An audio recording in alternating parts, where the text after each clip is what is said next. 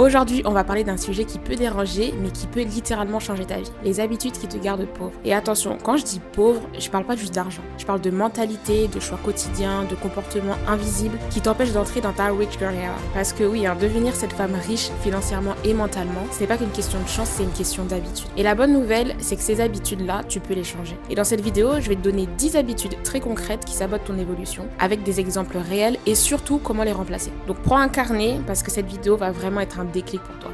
Moi, j'ai mis mes petites notes ici sur mon ordinateur pour pas perdre le fil, donc c'est parti, on commence tout de suite. Mais juste avant de commencer, il faut que tu comprennes quelque chose de fondamental. Tes actions, elles ne sortent pas de nulle part. Elles viennent de tes pensées. Et tes pensées, elles viennent de tes croyances. C'est une chaîne en fait, faut voir ça comme une chaîne. T'as les croyances qui emmènent aux pensées, qui emmènent aux actions, qui amènent aux résultats. En fait, concrètement, ça veut dire quoi? Ça veut dire que les résultats que t'as dans ta vie sont issus de ce à quoi tu penses le plus souvent. Si tu crois inconsciemment par exemple que l'argent est difficile à gagner, les riches sont égoïstes, ou je ne suis pas capable, en fait ton cerveau il va créer des pensées comme c'est trop compliqué pour moi, je vais échouer, c'est pas pour moi. Et devine quoi? Tu vas agir en conséquence. Et peut-être qu'aussi ces croyances-là viennent de l'environnement dans lequel t'as grandi. Ça peut être des paroles répétées que t'as entendues dans ta famille, par tes parents, tes frères et sœurs, tes grands-parents, ou ça peut être également des paroles qu'on t'a répétées à l'école, ou au centre de loisirs, ou autre. Je vais te donner ici un exemple concret. On va prendre l'exemple de 2 femmes qui veulent lancer un business. La première, elle pense comme ça. Elle se dit, je vais sûrement rater. Du coup, elle n'ose pas et elle stagne. Mais la deuxième, elle a une manière de penser totalement différente. Elle se dit, je vais apprendre en avançant. Du coup, elle agit, elle progresse. Et au final, ces femmes-là, elles ont le même point de départ, mais les résultats sont totalement différents. Pourquoi ? Parce que c'est ce qu'elles ont dans la tête. C'est les croyances, c'est les pensées qui vont guider leurs actions et qui du coup vont donner ces résultats-là dans leur vie. Si je peux te donner une clé concrète, un petit exercice que tu peux faire, observe tes pensées automatiques sur quelques jours, je sais pas, 2-3 jours, et ensuite tu vas te poser cette question-là. Cette pensée me rapproche-t-elle d'une femme riche ou est-ce qu'elle me maintient dans une version limitée de moi-même ? Je peux te dire que cet exercice il est puissant, il va vraiment te permettre de comprendre comment tu penses que tu as dans ta tête et du coup si tu bloques dans les aspects de ta vie, si tu bloques financièrement dans ta vie, peut-être que c'est par rapport à ce que tu penses. Et c'est sûrement par rapport à ce que tu penses. Avant de te donner la première clé, je vais déjà te dire que comme moi, j'ai décidé d'enfin lancer mon business, enfin prendre ce risque-là, j'ai vite compris que si j'avais pas les résultats rapidement, si j'avais pas les résultats que je voulais, c'était pas forcément la concurrence, c'était pas mon produit, c'était pas le marché. En fait, ça n'avait rien à voir avec tout ça. Ce qui bloquait littéralement mes ventes, ce qui bloquait mon avancement, c'était moi-même. Et en fait, c'est là que j'ai commencé à m'intéresser à des livres, à des podcasts de personnes qui, elles, ont réussi. Et j'ai vite compris que je pensais pas comme ces personnes-là. Je me suis vite dit que je pense pas pareil. Pas que je pense pas pareil, mais j'ai pas ces croyances-là. Et qu'il fallait absolument que je change mes croyances pour pouvoir avoir les résultats. Et c'est après que les résultats ont commencé à venir petit à petit. Être riche, être pauvre, c'est pas ce que t'as dans ton compte en banque, c'est ce que t'as dans ta tête. Et c'est parti, on va commencer avec la première habitude qui te garde dans la pauvreté. Tu vis dans la gratification immédiate. Alors j'ai écrit ça comme ça, mais je vais l'expliquer ici. Je parle vraiment de l'instantané, de vouloir quelque chose immédiatement. En fait, une des grosses différences entre une mentalité de pauvre et de riche, c'est la gestion du temps et du plaisir. En fait, les personnes pauvres mentalement, elles cherchent du plaisir maintenant, ce qu'on peut appeler aussi de la dopamine. On le voit souvent passer ce terme en ce moment, mais c'est ça. En fait, c'est de l'instantané, c'est du plaisir immédiat, quoi. Ces personnes-là, elles cherchent aussi du confort, mais directement, et elles veulent zéro frustration. Je vais te donner des exemples, ça va être plus parlant pour toi. Alors par exemple, tu dépenses ton argent dès que tu le reçois. Tu procrastines ce qui est important, tu choisis de regarder Netflix plutôt que de travailler sur ton projet, tu passes des heures à scroller sur ton téléphone sur les réseaux sociaux au lieu de t'instruire avec un livre ou écouter un podcast. Et à l'inverse, les femmes riches, elles vont penser comme ça. Elles acceptent l'inconfort aujourd'hui pour une vie plus libre demain. C'est-à-dire qu'elles savent que les efforts qu'elles font quotidiennement, même si c'est compliqué, même si ça prend du temps, en fait c'est de l'investissement pour leur futur. Elles investissent ce temps-là pour la liberté qu'elles auront plus tard. Et ça c'est la mentalité d'une personne riche. Un petit exemple concret pour toi. Pose-toi cette question chaque jour. Est-ce que ce choix me rapproche ou m'éloigne de la femme que je veux devenir? Quand je parle de choix, ça peut être l'heure à laquelle tu te réveilles, ce que tu manges, les actions concrètes que tu fais dans la journée, ce que tu lis, ce que tu regardes, ce que tu décides d'écouter. Tout ça, ça forme les choix. Faut savoir qu'on est quand même dans une société où on s'attend à avoir tout de suite. Tout va plus vite. On regarde les vidéos en x2, on écoute tout en x2, on veut des résultats à la seconde. Dès que ça prend un peu de temps, on est découragé, on est démotivé, on abandonne. Ou on se dit que c'est pas normal, ou on va commencer à se comparer avec les autres. Tout ça, c'est parce qu'on s'attend à recevoir quelque chose à la seconde même. On s'attend à voir le résultat tout de suite. Et ça, c'est une mauvaise habitude. C'est une habitude de personnes pauvres mentalement. On va passer à la deuxième habitude tout de suite. Alors, j'ai dit, la deuxième habitude, c'est que tu n'as pas de vision claire. Tu ne peux pas devenir riche si tu sais même pas ce que ça veut dire pour toi. Qu'est-ce que riche signifie pour toi? Il y a beaucoup de femmes qui vont dire je veux être indépendante, je veux gagner de l'argent, mais ça reste flou. Les femmes qui réussissent ont une vision. Combien elles veulent gagner exactement, quel style de vie elles veulent, où elles vivent, comment elles travaillent. Tout ça c'est précis. Elles savent où elles vont. Je vais te donner un exemple ici. Une femme sans vision va accepter n'importe quel job. Alors qu'une femme avec une vision, elle va refuser ce qui n'est pas aligné avec elle. Peut-être qu'en ce moment tu es dans ta vision, tu fais les actions pour avancer vers ton objectif, mais que tu doutes, que tu dis ah peut-être que je devrais accepter cette offre d'emploi, peut-être que je devrais commencer à rechercher du travail. Mais ça veut dire que ta vision elle est pas claire. Pourquoi tu veux retourner dans le salariat par exemple? Est-ce que cette décision-là est dirigée par la peur de pas réussir? Je peux te donner un petit exercice ici. Tu vas prendre un carnet, une feuille et tu vas écrire ton revenu idéal. Peu importe le montant, tu écris ton revenu idéal. Tu vas aussi écrire et décrire ton lifestyle et tu vas écrire ton quotidien parfait, une journée parfaite. Déjà, ce qui est important dans cet exercice-là, c'est qu'écrire tes pensées, ça va t'aider à les visualiser. Le chemin va être beaucoup plus clair pour toi si tu écris tes pensées. Et ensuite, quand tu auras écrit ces pensées-là, ça va te donner des idées d'actions à faire et des actions qui seront évidemment alignées à ce que tu as écrit sur ce bout de papier-là. Donc, je t'invite vraiment à le faire, ça peut vraiment tout changer, ça peut t'aider à littéralement changer ta vie. Il y a un autre exercice aussi que j'aime pas mal, c'est, je crois que c'est dans le livre de Napoleon Hill, Réfléchissez et devenir riche. C'est pareil, tu prends une feuille de papier et tu vas noter ton revenu idéal, ce que tu es prêt à faire pour atteindre ce revenu idéal-là, en combien de temps tu vas atteindre cet objectif-là, et ensuite tu vas faire une petite synthèse de ça et tu vas te répéter tous les jours, 2 fois par jour, matin et soir, cette déclaration-là que tu as faite. Et en fait, à force, comme on dit, la répétition, c'est très important. C'est les répétitions qui créent les croyances. Donc à force de te répéter ça, à force de te répéter tes déclarations, ce que tu veux atteindre dans ta vie, tes objectifs, automatiquement, tes actions, elles vont suivre inconsciemment. Tu vas agir en fonction de ces croyances-là. Donc c'est pour ça que c'est très important. On va passer au point numéro 3, l'habitude numéro 3. Tu évites l'argent. Alors ça peut paraître bizarre, mais beaucoup de femmes fuient l'argent sans s'en rendre compte. Je vais te donner des exemples, tu vas vite comprendre. Tu ne regardes pas ton compte en banque, tu ne sais pas combien tu dépenses, tu trouves l'argent compliqué ou stressant. Mais il faut savoir que ce que tu évites te contrôle. Je le dis ici parce que moi j'ai été comme ça. Et c'est pas la bonne attitude à avoir, parce que ça te met un peu dans une énergie de peur de l'argent. Et si tu as peur de l'argent, crois-moi, ça bloque ton abondance. En fait, les femmes riches, elles vont regarder les chiffres.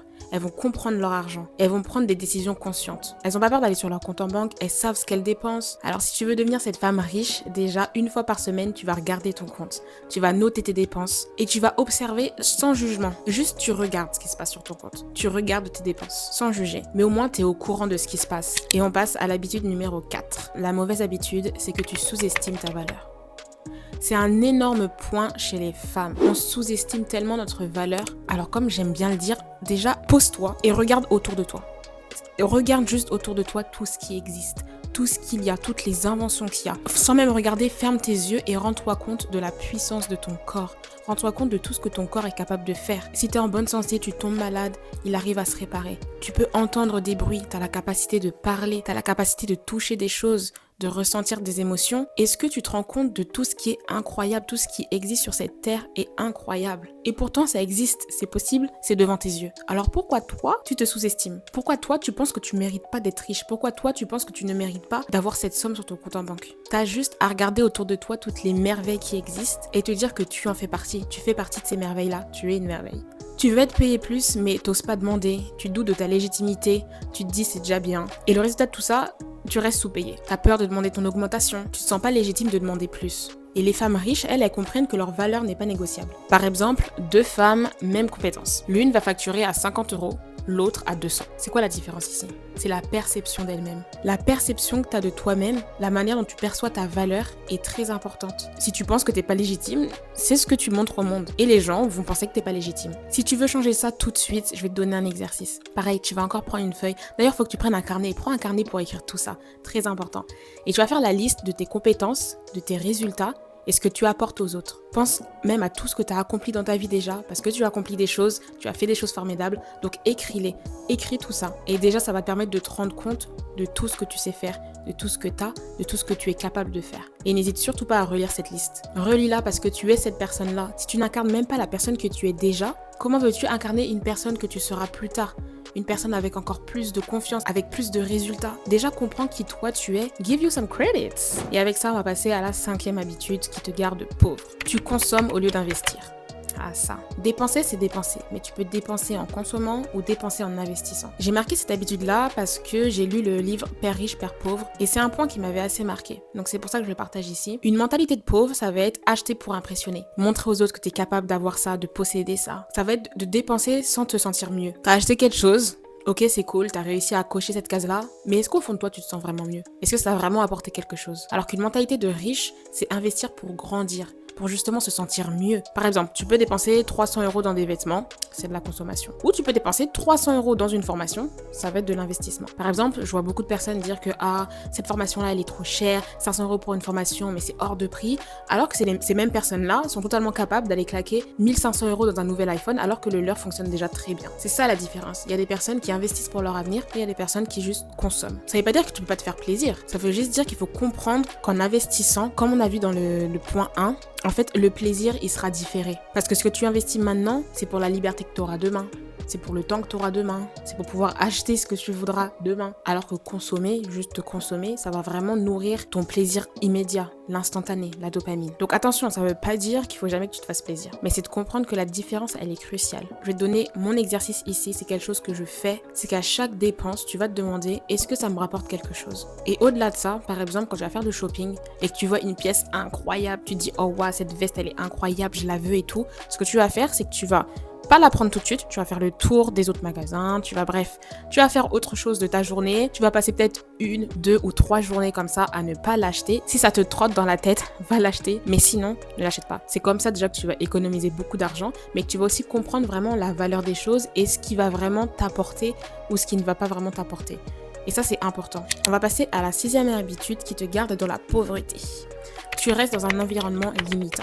L'environnement. Ça, j'ai noté parce que c'est très important. L'environnement, il influence énormément la richesse. En fait, si autour de toi, on va critiquer les riches, on a peur de l'argent, on reste dans la plainte, tu vas absorber tout ça. Une énergie, ça se nourrit. Donc toute cette énergie-là, tu vas la nourrir toi aussi. Si tu es dans un environnement où c'est une énergie négative par rapport à l'argent, tu vas absorber cette énergie négative toi aussi. Ça va commencer à rentrer dans ta tête, ça va rentrer dans tes habitudes et ça va aller dans tes résultats. En fait, les femmes riches, elles choisissent leur environnement. Elles choisissent les personnes à qui elles parlent, les personnes avec qui elles traînent le plus souvent, ce qu'elles vont regarder, ce qu'elles vont écouter, les podcasts, les livres, les mentors aussi, très important, les personnes qui vont les inspirer. Si autour de toi, tu vois que par exemple, il y a des personnes qui sont très très négatives par rapport à l'argent, à la réussite par exemple, à toi de faire les bons choix. Mais si par exemple tu es dans une situation où tu es mineur, tu vis encore chez tes parents et que tes parents ils ont une énergie négative par rapport à l'argent, à toi de décider déjà ce que tu vas lire, ce que tu vas écouter. Entoure-toi un maximum d'énergie positive, tout ce que tu peux. Le mieux c'est d'être à 100% entouré de bonne énergie, mais on est d'accord que c'est pas forcément le cas. Mais entoure-toi un maximum d'énergie positive concernant l'argent. Parce que l'argent c'est pas négatif. Je vais te partager un petit exercice ici. Tu vas te faire un petit diagnostic, un audit. Tu vas te demander qui t'élève ou qui te limite. Juste ça. Et avec ça, on va passer à l'habitude numéro 7 qui te garde dans ta pauvreté. Tu ne passes pas à l'action. Alors c'est bien, tu regardes des vidéos, tu apprends, mais tu n'agis pas. Encore une fois, tu es dans l'état de consommation. Tu consommes, mais tu ne passes pas à l'action. Et ça, c'est une illusion très dangereuse. Parce qu'en fait, tu as l'impression, donc tu te sens productive, mais tu ne changes rien. Tu regardes une vidéo, tu prends des notes, tu écoutes ton podcast, comme les conseils que je vais te donner dans cette vidéo-là, mais tu ne passes pas réellement à l'action, tu n'agis pas. Et les femmes riches, elles passent à l'action rapidement. Elles acceptent de faire l'imparfait. Comme on dit, commence imparfait, et après, tu perfectionneras avec le temps. Mais commence même si c'est pas parfait. Par exemple, tu veux lancer un projet et tu attends d'être prête.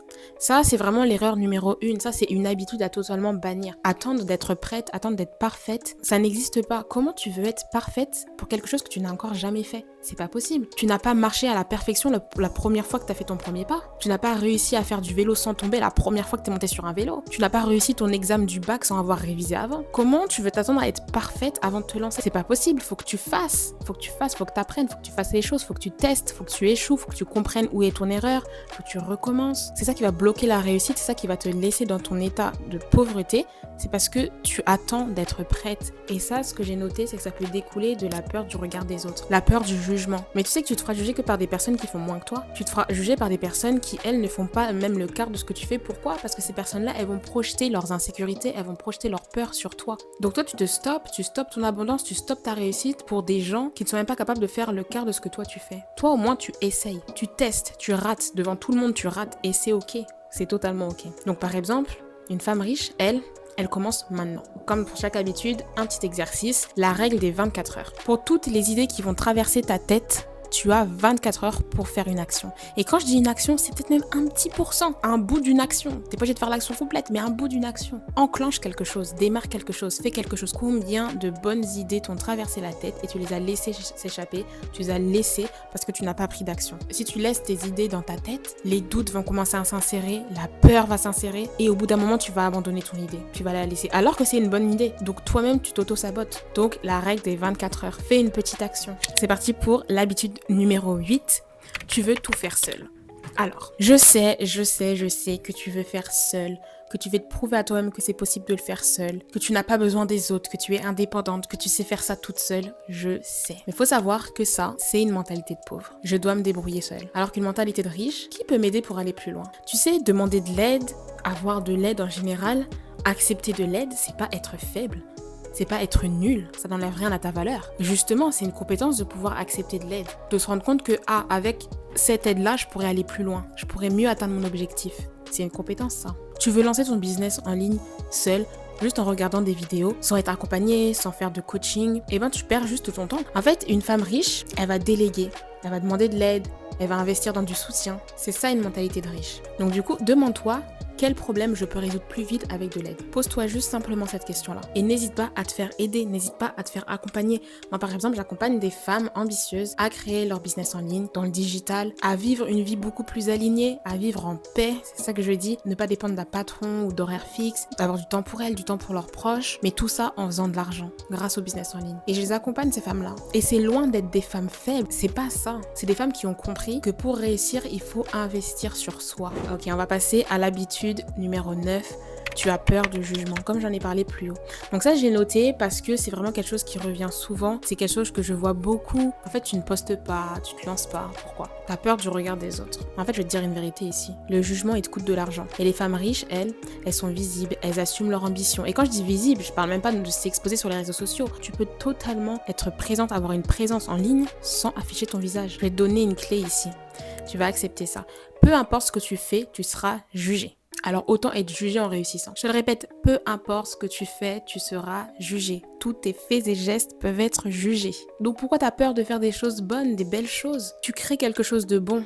Pourquoi t'as peur de ça? Donc lance-toi, assume qui tu es, assume ce que tu fais, avance fièrement, lance-toi. Et c'est là que je vais arriver à l'habitude numéro 10, donc la dernière que j'ai notée, c'est tu n'as pas de discipline. On parle beaucoup de discipline et je vais te dire ce que j'en pense ici. Parce que ça peut changer peut-être de ce que tu entends. Donc déjà, on sait que la motivation, elle est instable. Et c'est la discipline, elle, qui va créer les résultats. Pourquoi? Parce que même quand tu es fatigué, même si tu as mal quelque part, si tu te disciplines à faire cette action-là chaque jour ou chaque semaine, tu le feras. Alors que si t'es pas motivé, bah tu vas juste pas le faire. Je suis pas motivée, j'ai pas envie de le faire.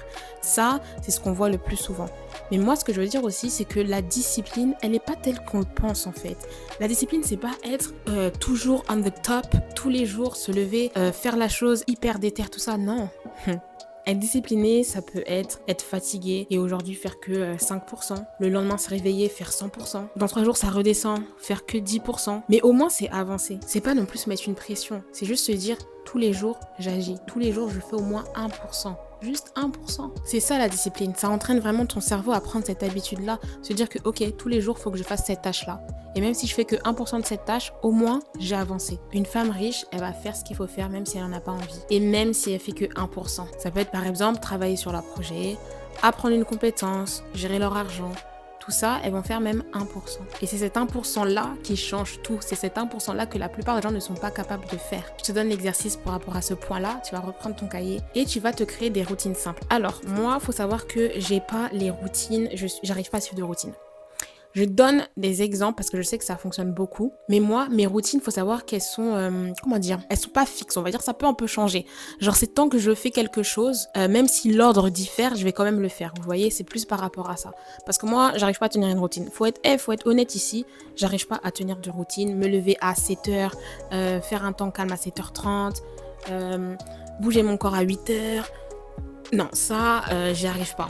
Par contre, si je me dis que je dois lire un peu tous les jours, même si une journée je vais lire que une page ou même juste un paragraphe, au moins je lis. Et en fait, ce que tu vas faire, c'est que tu vas écrire genre que tu vas travailler 1 heure par jour sur ton objectif et tu vas faire des suivis hebdomadaires. Avoir une tâche dans ta routine, c'est déjà une routine, d'accord? Donc n'essaie pas d'avoir 40 000 tâches dans ta routine parce que tu vas vite l'abandonner cette routine-là. Comme je le dis, tu peux rêver grand, mais agis petit à petit. C'est beaucoup plus efficace, c'est beaucoup plus réel pour toi. Alors oui, plus tard, oui, ça serait pas incroyable, mais à l'heure actuelle, fais des choses réalisables et aie un suivi de tout ça. Si tu dois retenir qu'une seule chose de cette vidéo, c'est ça.